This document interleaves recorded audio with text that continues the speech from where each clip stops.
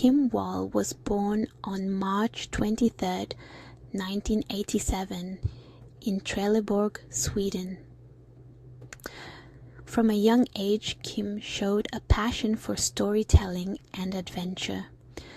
She pursued journalism, driven by a desire to uncover untold stories from around the world. Her work took her to countries like Sri Lanka, Haiti, and Uganda, where she reported on human rights, climate change, and conflicts for prestigious outlets like the New York Times, The Guardian, and Time magazine. Kim's commitment to shedding light on important global issues made her a respected figure in the journalism community. In August 2017, Kim was preparing to move to Beijing with her partner, but before she left, she accepted one last assignment, an interview with Peter Madsen aboard his homemade submarine, the UC-3 Nautilus. On the evening of August 10th, 2017, Kim Wall boarded the UC-3 Nautilus submarine for what was supposed to be a short trip to interview Peter Madsen about his inventions and his work. Kim had told her boyfriend she would be back that night, but hours passed with no word from her. Concerned, her boyfriend reported her missing early the next morning. Later that day, Madsen was rescued from Køge Bay after his submarine mysteriously sank. But Kim was nowhere to be found. Madsen claimed he had dropped Kim off safely the previous evening, but suspicion quickly fell on him as his story began to change. The search for Kim intensified, but it would soon turn into a murder investigation. Peter Madsen, born in 1971, was a Danish inventor, entrepreneur, and self-proclaimed dreamer. He was well known for his ambitious projects, including building rockets and submarines. Madsen had built the UC-3 Nautilus, the submarine on which Kim Wall was last seen, as a private venture, earning him media attention and a reputation as an eccentric inventor. But behind the facade of a visionary lay something far darker. Described by some who knew him as egotistical and volatile, Madsen had a history of disturbing behavior, particularly towards women. As the investigation into Kim Wall's disappearance progressed, it became clear that Madsen was hiding more than just technical innovations. On August 21st, 2017, 11 days after Kim's disappearance, a cyclist made a grim discovery. Kim Wall's torso was found washed ashore near Copenhagen.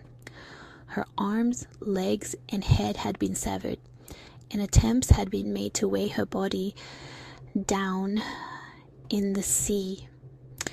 Over the next few weeks, divers recovered more of Kim's remains, including her limbs and head scattered across the bay. Forensic analysis showed that Kim had been brutally dismembered after her death. This discovery turned the case from a missing person investigation into a murder case, with Peter Madsen at the center. From the beginning, Peter Madsen's story was full of contradictions. He initially claimed that he had dropped Kim off alive after their trip.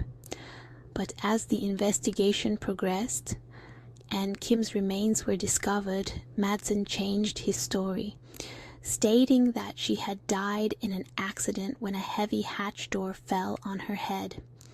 Later, he claimed she had died of carbon monoxide poisoning while on board the submarine. However, forensic evidence didn't support these claims. Autopsies of Kim's body parts revealed no signs of blunt force trauma consistent with Madsen's initial explanation. Instead, stab wounds were found on her torso. suggesting that her death had been far more violent. Investigators also found videos of women being tortured and killed on Madsen's computer, painting a dark picture of his sadistic tendencies. Madsen eventually admitted to dismembering Kim Wall's body, but continued to deny that he had intentionally killed her. He insisted that her death was accidental and that he had panicked, leading him to dispose of her remains in the sea. But the gruesome nature of the crime, coupled with his shifting stories and the violent material found in his possession, told a different story.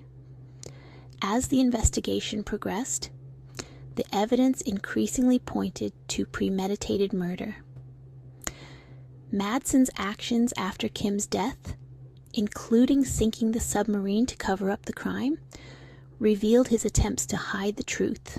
In 2018, Peter Madsen stood trial for the murder of Kim Wall. The prosecution presented damning evidence, including forensic analysis of Kim's remains, Madsen's erratic and contradictory statements, and his obsession with violent fantasies, which were reflected in the videos found on his devices. The court heard how Kim Wall had been sexually assaulted, murdered, and dismembered aboard the submarine, though Madsen continued to deny that he had intentionally killed Kim. The jury found him guilty of premeditated murder, sexual assault, and desecration of a body. In April 2018, Madsen was sentenced to life imprisonment, the harshest sentence available under Danish law. Kim's family and the international community were left reeling, but justice had finally been served. Kim Wall's tragic death devastated her family, friends, and colleagues. A rising star in journalism, Kim had dedicated her life to telling important and underreported stories from around the world. In her memory, her family established the Kim Wall Memorial Fund, which supports female journalists working in challenging environments, ensuring that her legacy continues through the work of others. Kim's murder highlighted the dangers journalists sometimes face in pursuit of the truth, but her legacy lives on through her stories, her bravery, and the countless lives she touched. Though justice was served, Kim's loss is felt deeply by all who knew her. Let us remember Kim for her courage and passion, and continue to support those who work tirelessly to bring us the truth, no matter the risks. What are your thoughts on the tragic case of Kim Wall? How can we honor the legacy of journalists who risk their lives for their work? Let us know in the comments below. Thanks for watching.